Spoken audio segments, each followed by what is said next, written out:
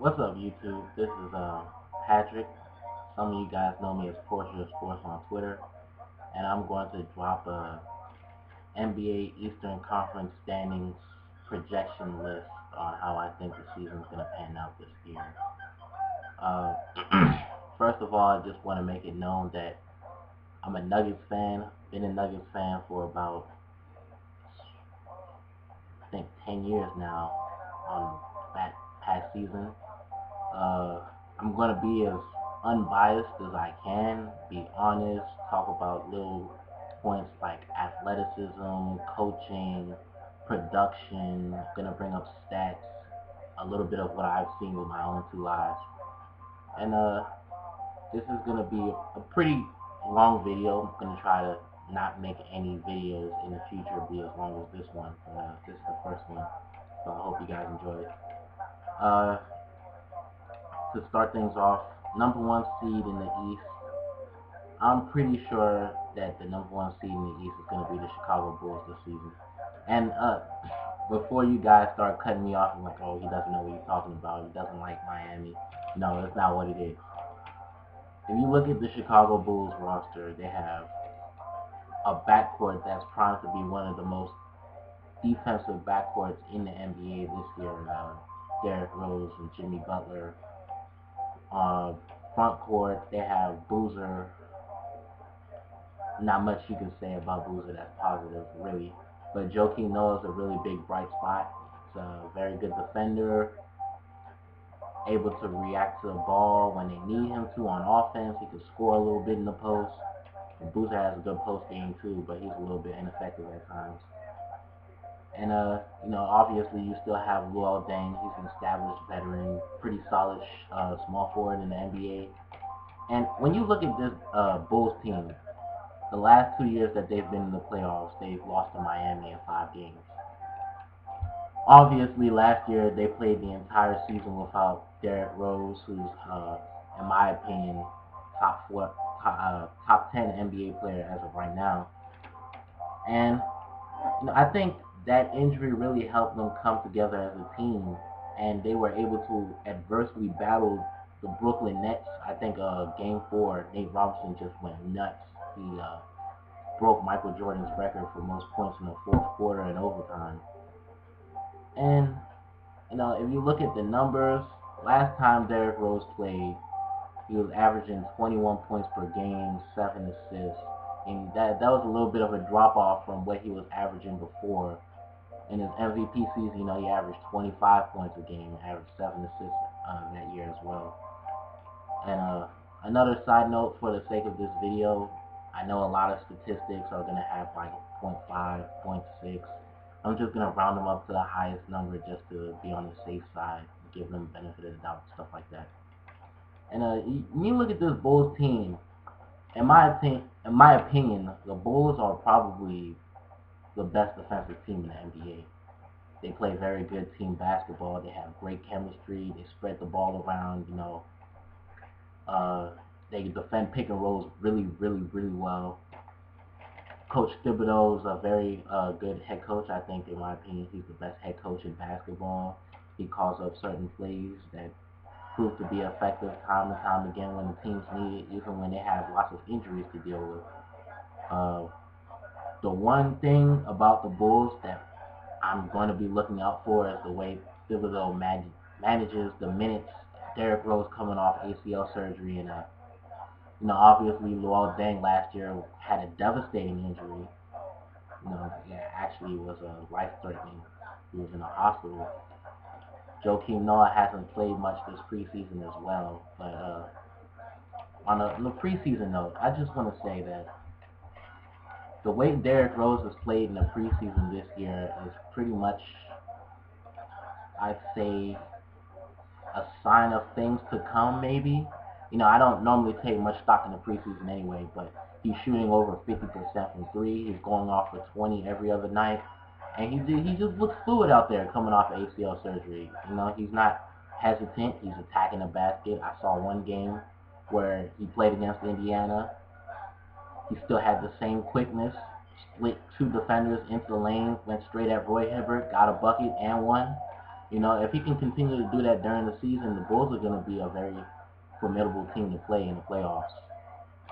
And enough about the Bulls. I'm going to go to the team that I think is going to get the number 2 seed.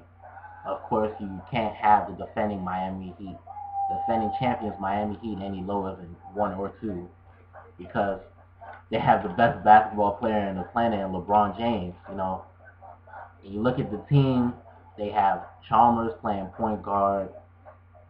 Chalmers is serviceable. They're not going to ask him to do much. That plays into their strengths. He plays his own game. I don't know. Chalmers has a lot of confidence for some guy that's not really a top-tier point guard, but it works for him.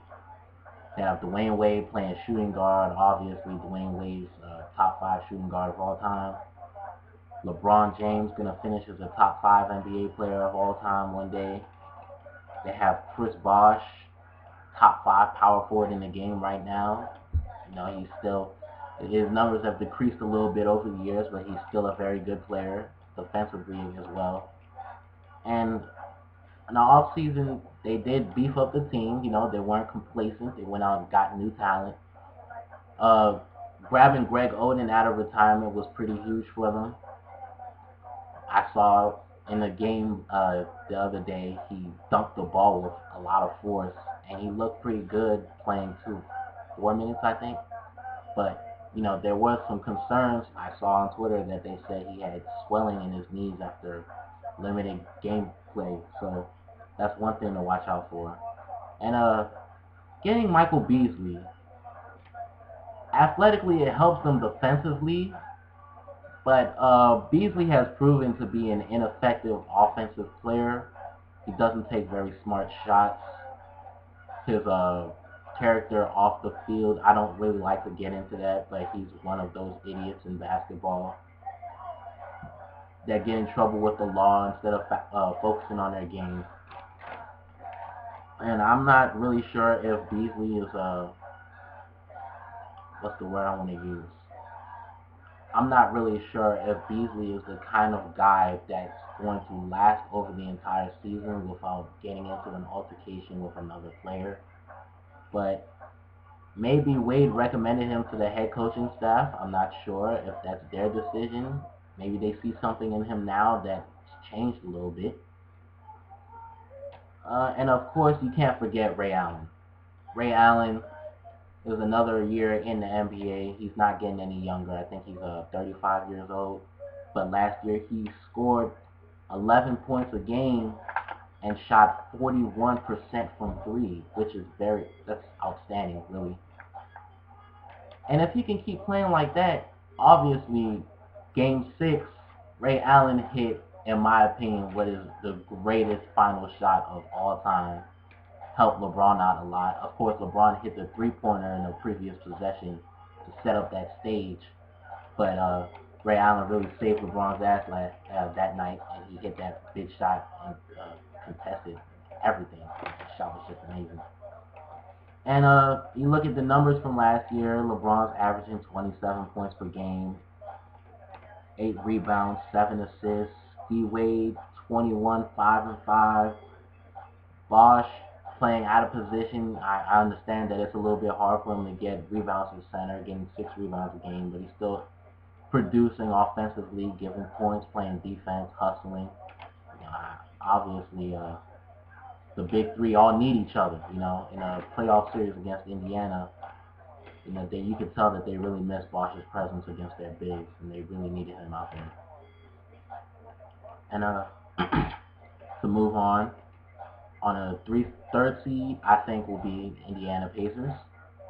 And just to discuss the Indiana Pacers really quick, Indiana Pacers are a team built for tough physical defense and ball movement all around.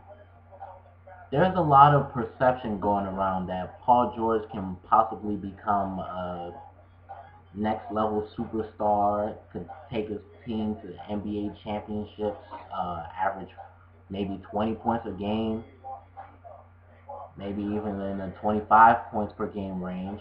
But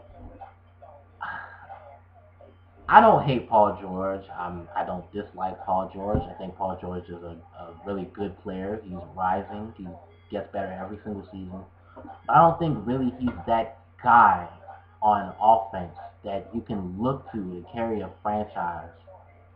Defensively, he's one of the best perimeter defenders in the NBA, and his growth has really helped him become a better defender in the post. He went from 6'6" in his rookie season, and now he's 6'9". So that's one thing to look out for. He might get even bigger, might start playing the four in stretches to guard LeBron or Carmelo when they start playing the four as well. Um, Paul George's numbers last year was a really big increase. He averaged 17 points per game, 8 rebounds. But he also shot the ball at a 41% clip. That's not a recipe for success, really. It's not. If he can get smarter shot selection, improve his handles, find a way to create space off the dribble to get some shots, then the Pacers might be a threat in the East to the Bulls or maybe the Heat. You know, they match up really well with the Heat. Their bigs are a very big advantage. Obviously, they have Roy Hibbert, David West over there. But right now, I see the Indiana Pacers pretty much staying in the same spot they were last year because the rest of the East has gotten better, not because that they've gotten worse. I don't think they've made a big enough push to contend with Chicago or Miami. On the team, also you have David West, and David West, in my opinion, is the most underrated power forward in the game. David West can post up. He has a very excellent mid-range jumper. Uh, he's a very good rebounder. He averaged 8 rebounds a game, and he tied Paul George with at a 17 points per game clip. And there were some spurts in the playoffs last year where I saw David West had to guard Carmelo Anthony, and he did a really good job. You know, he held Carmelo away from the lane, forced him to shoot contested jumpers. Obviously, you also have Roy Hibbert, and Roy Hibbert, in my opinion, is becoming the most overrated center in basketball. I've been a oh, what's the word? I've been watching Roy Hibbert's games since he was in Georgetown because Georgetown is my favorite college basketball team. And in Georgetown, you know, I saw flashes of his potential. I thought he could be a very good player in the NBA. Obviously, it took him some years when he transitioned to the league to become a better player. But last season, Roy Hibbert averaged about 12 points a game, 8 rebounds, and 3 blocks. And the blocks are a very good number. Obviously he's hustling. You know, he has some physical limitations due to him being 7'2". He can't really slide laterally as good as the rest of the centers in the league, but he's always in good position. But also, when you're 7'2", I know height should not be a testament to the kind of statistics that you should achieve, but if you're 7'2", you should be able to average a double-double nightly. That's the least that the team can expect from Roy Hibbert, to average at least maybe 15 points per game and 10 rebounds a game. Those 2 rebounds make a difference because the Pacers don't really have somebody they can dump the ball off to when the offense is struggling. They have a point guard in George Hill that, you know, he's uh, I don't want to disrespect him because he is an NBA player, but he's the kind of player that can't really compete with top tier point guards like Chris Paul, Russell Westbrook, Derrick Rose. He's a guy that really can't create his own offense really well. He's gonna be wide open for shots when they penetrate on the wing. If Paul George penetrates on the wing, or Lance Stevenson when he's in the game penetrates, and they'll kick it back out to him. But he's not the kind of point guard that can really find David West open for looks. You know, David West shot 48%, which in my opinion is pretty good last season, and I don't think the Pacers as a whole benefited from George Hill playing point guard. I mean, he is serviceable. He plays decent defense, but he's not the kind of guy that can run the offense in spurts when they really need a play to be executed by Vogel. And I think Vogel's a fantastic head coach. He gets the Pacers to play games that sometimes they really shouldn't even be in. I was really surprised last year that they got to the Eastern Conference Finals, honestly. But the Pacers, last piece I want to talk about on the team is Danny Granger. Danny Granger, about 2 seasons ago, looked like he was going to be able to carry the Pacers to a championship one day. And then Paul George came and he got injured. And last year, Granger played 5 games. So I don't want to use those statistics. I'm going to go back to the last time he played a full season, 2011-2012 season. He averaged 18 points per game, but he was only grabbing 5 boards. Granger is an average defensive player. I think he's a little bit overrated on that, and he's adept at getting in position to contest shots, but he doesn't really impact the game on that end for him to have the reputation that he does, honestly. And now it's really a question of whose team is it? Is it Paul George's team, or is Danny Granger going to come back off injury and then average, numbers like he did that one year when he had 26 points a game? It's a lot of stuff going on in Indiana this year. I think Frank Vogel will figure it out. He's a very, very good head coach. And the Pacers should look forward to having a successful basketball season. Number 4 seed, you have the New York Knicks. And where do I begin? New York Knicks last season surprised a lot of people. They came out the gates really hot. I think they started the year off 6-0. They went through some spurts where they weren't really playing good basketball at all. Carmelo missed a couple of games. Tyson Chandler also missed a couple of games. And the team overall was a very, very old team. They had Rasheed Wallace at the beginning of the year. He only lasted 15 games. Jason Kidd, during the playoffs, he went an entire playoff series and a half without hitting a single field goal. And you look at the Knicks this year, they still have Carmelo, who's the reigning scoring champion. They have Tyson Chandler, former Defensive Player of the Year. They have Shumpert, who came off ACL surgery last year and really wasn't the same guy he was in his rookie season, but I think he's acclimated to the game now. In the playoffs, late in the playoffs last year, he came alive when they needed him, but it was a little bit too little too late. They have a point guard, Raymond Felton, who I think is just terrible, and he takes very, very bad shots. He drives to the lane, he can't finish. He has nice dribbling moves, but the dribbling moves are ineffective because he cannot finish at the rim. He cannot hit jumpers. He shoots at 42%, averaged 13 points a game, 6 assists per game. And the recipe for success, I think, that needs to be done in New York for Carmelo to succeed. First of all, Mike Woodson has to put J.R. Smith in the dog pound, and he has to limit the shot attempts that he takes, because J.R. Smith, in my opinion, is the biggest waste of athleticism in the NBA, period. He's one of the... He actually left me speechless for a little bit. He's one of the worst basketball players when it comes to basketball IQ. He doesn't play within the flow of the game. He plays at his own pace. And to be honest, I think he won Sixth Man of the Year because he filled in the void of scoring when Carmelo was injured, and he had a very good 2 months of basketball at the end of the year. I think that the Sixth Man of the Year should have been Jamal Crawford. But J.R. Smith is still a very talented basketball player. He's still young. He averaged 18 points per game last year, no matter what his shooting percentage was looking like, 42%.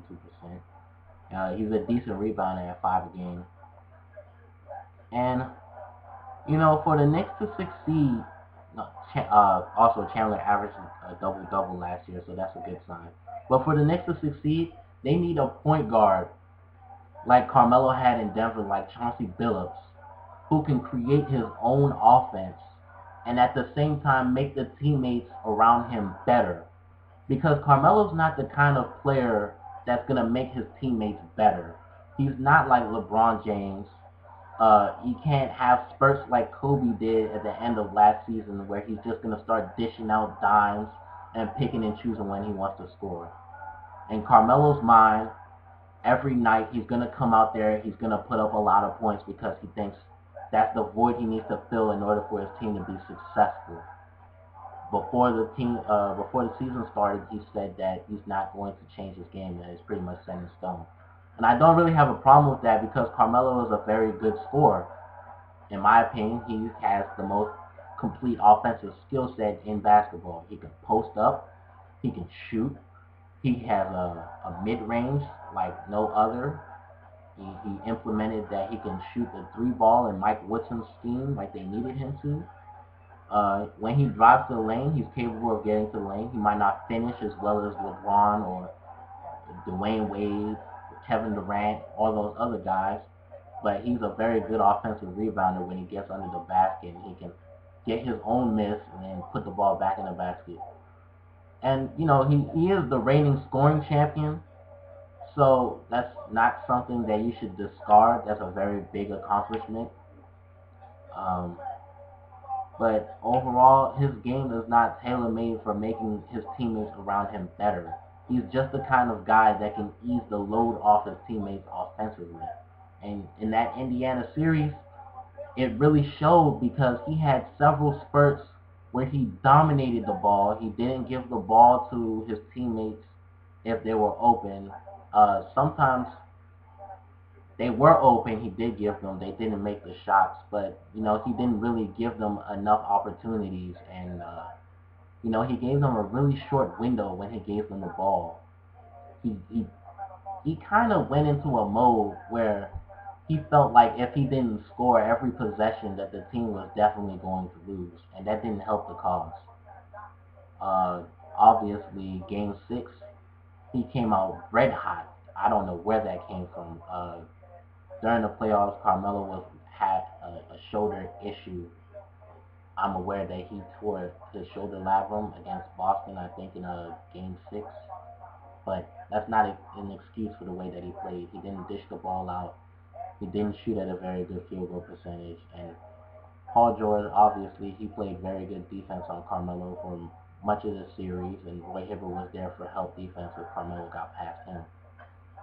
So the Knicks are going to drop 2 spots this year to the 4th seed. If Mike Woodson can get Bargnani going and reduce the offensive load that Carmelo has to carry, then maybe they can be a contender this year. These rankings that I have aren't set in stone. I could be wrong. Maybe the Knicks will come out and they'll dominate early like last year, and then they won't fizzle out in the postseason this year. But as the way I see it right now, I don't see them getting past the second round.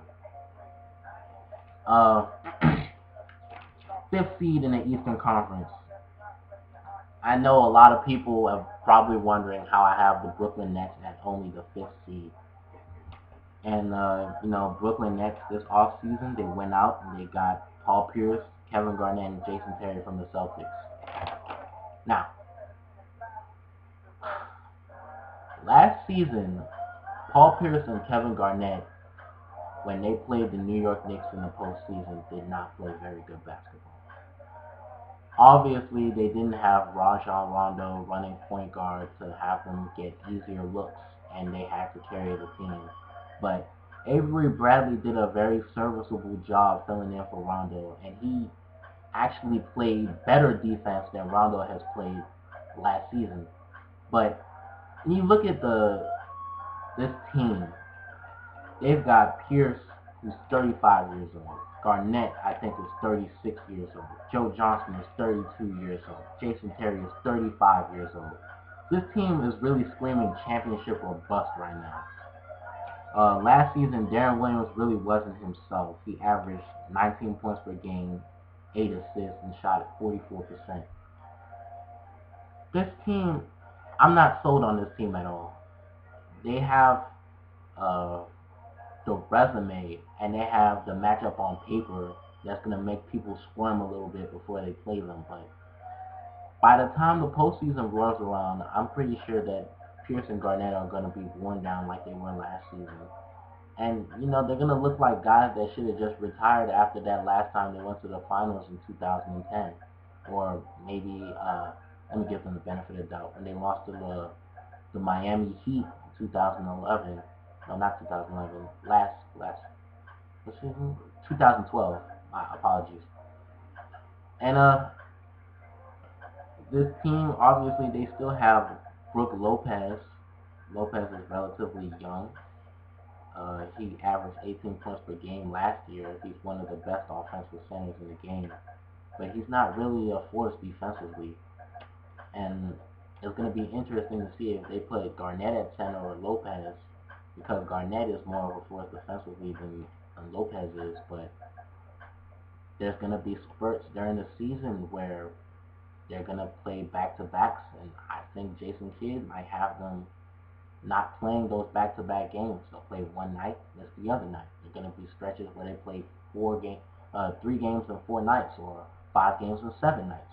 In those games, they're probably going to play 2 games, rest up one of them, play 3 games in the 7-game stretch.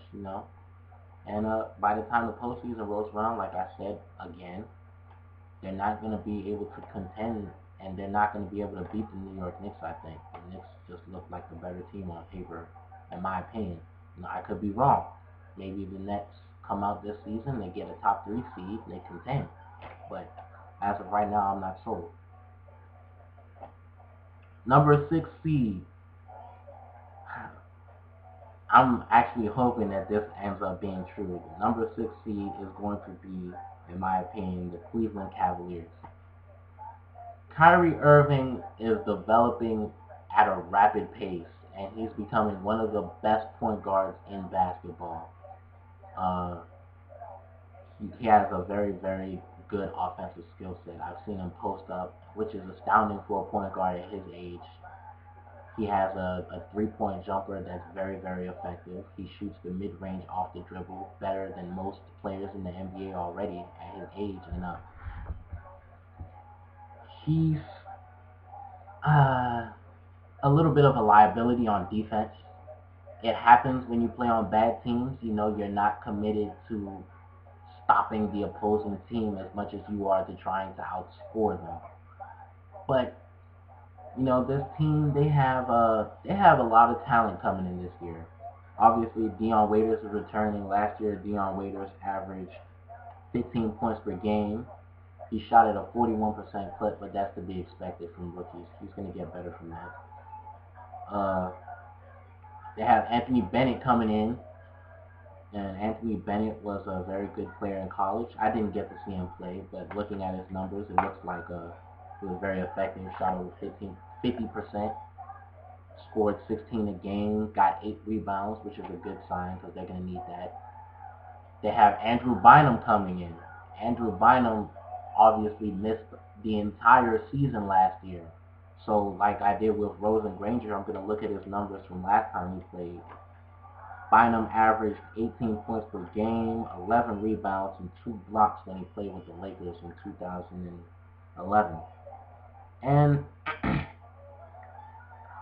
the Cavaliers, obviously you also can't forget about Tristan Thompson. Tristan Thompson said that he changed his shooting form this year to his opposite hand. And from what I've heard, he looks more comfortable with that. He averaged 12 points per game and 9 rebounds in his sophomore year on 48%.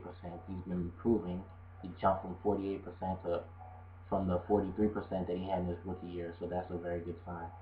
But the Cavaliers, if Bynum can come back to the form that he was when he was in LA, the Cavaliers are going to be a force in the Eastern Conference. The Cavaliers are going to win games that they really shouldn't win because Kyrie Irving is just going to play up to the level of competition that he's playing.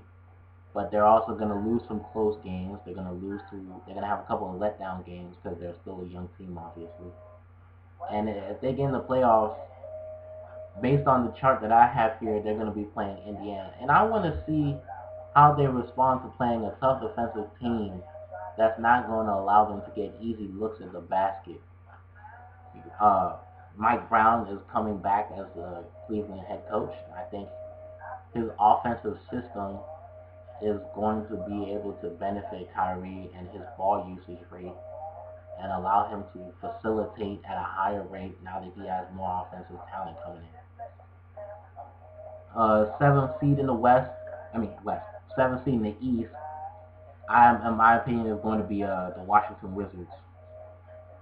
The Washington Wizards have progressed every year with John Wall as the starting point guard. John Wall himself has progressed every year as the starting point guard of the Washington Wizards.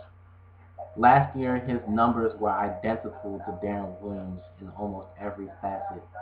He shot not at a 44% clip. He averaged 19 points per game and also 8 assists. So they're very, very identical stats. John Wall actually can build a reputation as one of the best defensive point guards in basketball. If you watch him play, he's tenacious. He doesn't quit on plays. And he only played 49 games this year, but around the All-Star break and post-All-Star break, the Wizards terrorized a lot of the top teams in the Eastern Conference. They did manage to beat the New York Knicks. They gave the Pacers and the Miami Heat a lot of trouble. And, this team is really primed to make the postseason this year after, I think, 4 or 5 year hiatus. On the team, obviously, you have Bradley Beal, a very, very athletic guard. Averaged 14 points per game his rookie year. He only played 56 games, and he didn't really have a lot of time to play with John Wall and develop chemistry with him, as most of his injuries came post-All-Star break, where John Wall was ineffective pre-All-Star break. So, with those two on the court together, I think a lot of people are telling me that Beal can average 20 points per game this year. I don't see that yet. But he has a very good outside shot, and he can get to the lane based on his athleticism alone. He has decent handles, I'd say. On the team, they also have Martell Lester, lights out shooter. Nene, obviously being a former Nuggets fan, I'm a big fan of Nene's game. He's a very good post-up center. Not really dependable defensively. He's not what you would call a rim protector, but he's serviceable. He can play really good defense in spurts. And Nene is another person that had a detriment to his statistics as Sean Livingston was running the point while John Wall was out. And he averaged 13 points per game and 7 rebounds. Nene's going to have to average more than 7 rebounds if the Wizards want to start being serious about building off what they have and becoming a playoff team. A seed, in my opinion, I think is going to be the Boston Celtics. Boston Celtics, obviously a very storied franchise in the East, most titles in the NBA ever. Rondo is coming off ACL surgery this year. He obviously injured himself at the beginning, close to the beginning of last year. He only played 38 games. This team, a lot of people are writing them off as a lottery team, but I think they can come together if Rondo gets back before the end of November and make the postseason. They have a lot of quality role players. They have Jeff Green, Marshawn Brooks, Jordan Crawford, Chris Humphries. Jeff Green is slowly becoming the player that he once was when he was in Oklahoma City before his heart procedure. Last year, he averaged 13 points per game, 46% shooting. He's not a very good rebounder, he's a very good three-point shooter, although he doesn't really facilitate, but that's not what he was asked to do, so that can't be a detriment to him. Marshawn Brooks took a step back last season. Joe Johnson had more playing time, obviously, and he only averaged 5 points a game, 46%. But his rookie year, he showed flashes of the kind of player that he can be. And he has a very good three-point shot as well. He has a penchant for finding a way to put the ball in the basket, which can't be discounted ever. And Jordan Crawford is a kind of player that's in the same mode as J.R. Smith. They shot at the same field goal percentage, 42%. Jordan Crawford averaged 14 points per game. Jordan Crawford is the kind of player that can average, I'd say, 10, 11 points per game over a 5-game stretch, and you think he's a very awful basketball player. And now he'll have kind of nights where he'll just explode for 20, 3 times out of a week and give you a very, very solid secondary scoring option coming off the bench. Yeah, you look at the Boston Celtics, Rondo, let me clear up any, what's the word for it? Any thoughts that I have surrounding Rondo's ability. A week ago, I said that Rondo is an overrated basketball player. And I think people took that the wrong way. Rondo is one of my personal favorites at point guard. He has a very elite floor vision, second to Chris Paul in that category. Very good at penetrating, able to get to the lane whenever he feels like it. But Rondo has not developed a jump shot in the 7 years that he's been in the NBA. It hasn't been consistent. And he doesn't have an outside shot either, and he doesn't shoot free throws well. He leaves a lot of points at the free throw line, which is very uncanny for a point guard because point guards are notoriously decent shooters. He also has character issues. Sometimes there's going to be games where he loses his temper and he might say something to an official that might warrant an ejection or a suspension by the league. And, he's a little bit uncontrollable at times. Rondo's still a very, very good basketball player, top 5 point guard in basketball in my opinion. I put him at number 4. But, he has a lot of flaws that I think people overlook in his game. And a lot of people have been telling me that Rondo shot at the same field goal percentage as Chris Paul last season. You need to apply that to context. Rondo played 38 games last season. Chris Paul played 80. Of course, if Rondo plays 38 games, he's going to have a high field goal percentage clip. He's not going to average the same type of field goal percentage over an entire season from jump shots like Chris Paul is. But obviously, like I said, Rondo is still a very elite passer. He's a selfless teammate. He kind of stalls the offense a little sometimes, but it always works out when they need it to. And I think Brad Stevens will get the team to play good defense like Doc Rivers had them doing once before, and they'll sneak in at the 8th seed. And before I go further, I want to list the 2 teams where people think that they're going to make the postseason, and I do not, for a legitimate basis of reasons.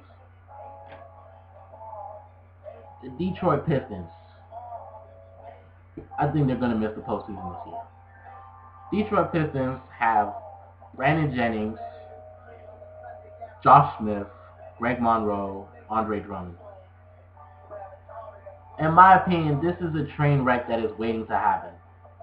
Josh Smith is one of the most overrated power forwards in basketball. He doesn't finish well at the basket, he shoots too many jumpers, and he's not a very consistent player.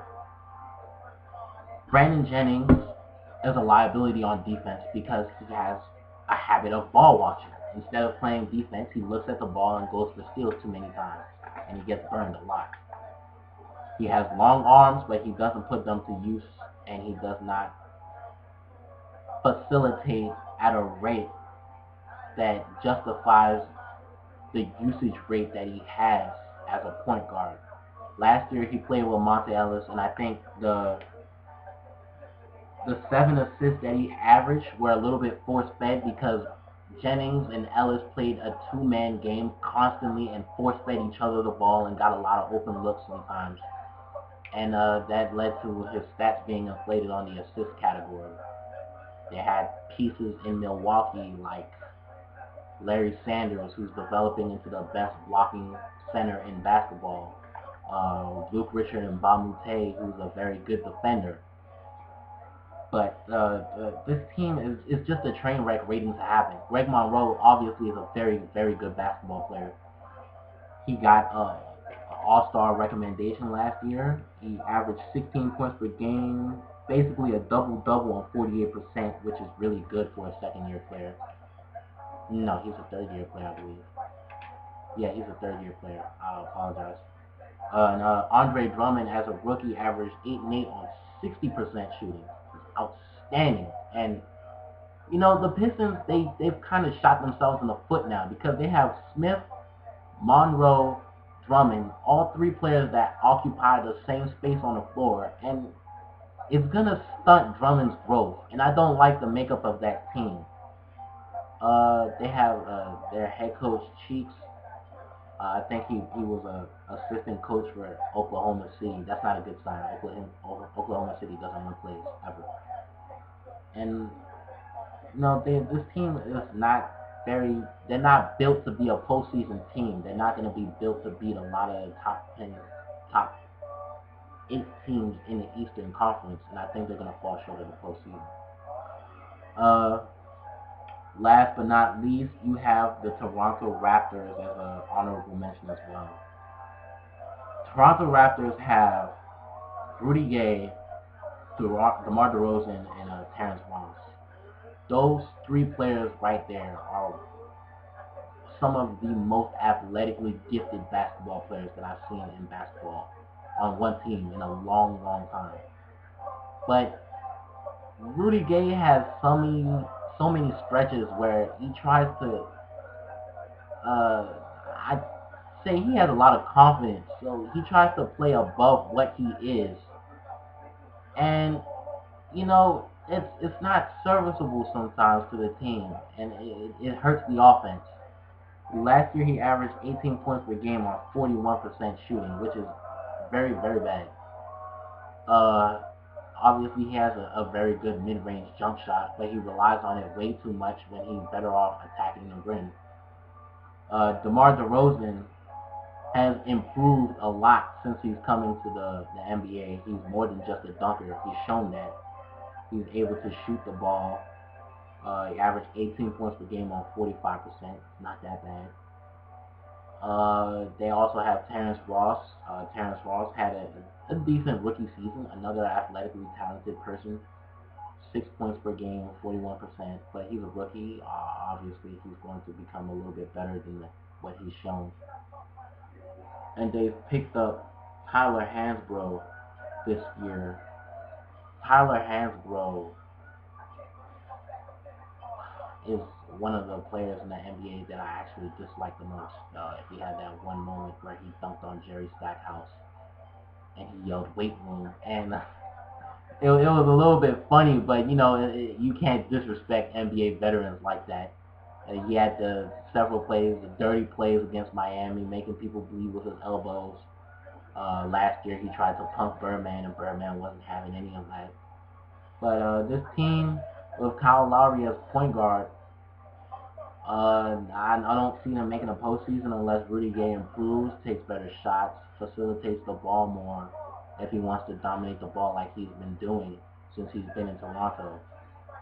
And that's pretty much everything I have to say on projections for the Eastern Conference standings. I'm going to drop a projection on the Western Conference standings, and after I've done that, I'm going to also drop a playoff picture standings and a detailed analysis of how I think all the playoff matchups are going to go. And just drop a like in the video if you like the video.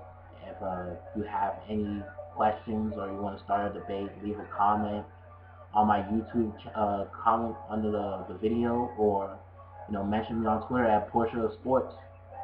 and I'll be happy to entertain any debates. I'm open-minded to other opinions about how people perceive the game of basketball. My opinions aren't set in stone. I realize this.